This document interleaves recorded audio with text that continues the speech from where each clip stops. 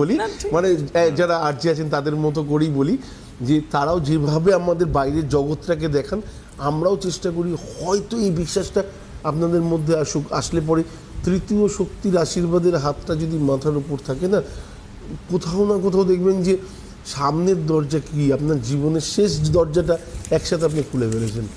একটা জিনিস একটু বলো, এই যে ওভার কনফিডেন্স বা আমি যা বুঝি সেটাই ঠিক, হ্যাঁ, এই মানসিকতা থেকে বেরোনোর জন্য এবং কানকে চোখের মতো ব্যবহার করা, মানে যা শুনছে তাই বিশ্বাস করছে, নিজের বিচার বুদ্ধি কমে আসে কোনো একটা সময়, এটা কেন হয় মানুষের এবং এটা কতটা বিপত্তি ডেকে আনে? না এটার জন্য তুমি সব থেকে বড় কথা হচ্ছে যে ভালোবাসায় অন্ধ হয়ে যাওয়া, এটা তো অবশ্যই বিপত্তির। এটা ভালোবাসার জায়গা না, হ্যাঁ, মানে ভালোবাসা বলতে পারো, তো অবশ্যই আছে, এটা হ্যাঁ, একটা বিষয়। অন্ধ হয়ে যাওয়া। আমরা বহু মানে কি বলবো এক্সাম্পল এই মুহূর্তে চোখের সামনে দেখছি। দ্বিতীয় কথা হচ্ছে তার কথাই শেষ কথা হয়ে যাওয়া বা তার প্রতি অগাধ বিশ্বাস একেবারে নিয়ে আসা।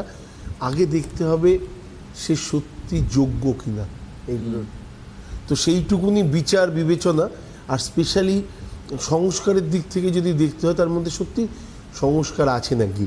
আর লাস্ট একটা অপশন আমাদের প্রত্যেকের মধ্যে দেখা উচিত, যেটা হচ্ছে জাতক বা জাতিকার মধ্যে মায়ার পরিমাণ কতটা আছে আর মোহর পরিমাণ কতটা আছে।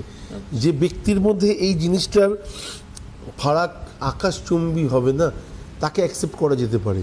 যার মায়ার পরিমাণ বেশি আছে, যার মোহর পরিমাণ বেশি আছে, তাকে পৃথিবীটা দেখার জন্য ছেড়ে দেওয়া উচিত। কারণ তাহলে আমার মনে হয় যে লাইফে প্রকৃত দেখা, প্রকৃত বিশ্বাস করা বা প্রকৃত দেবাশিসদার কথা অনুযায়ী যে জিনিসগুলো বললো দেবাশিসদা, সেগুলোর সাথে ফিল করাটা তার পক্ষে সম্ভব হয়ে যাবে।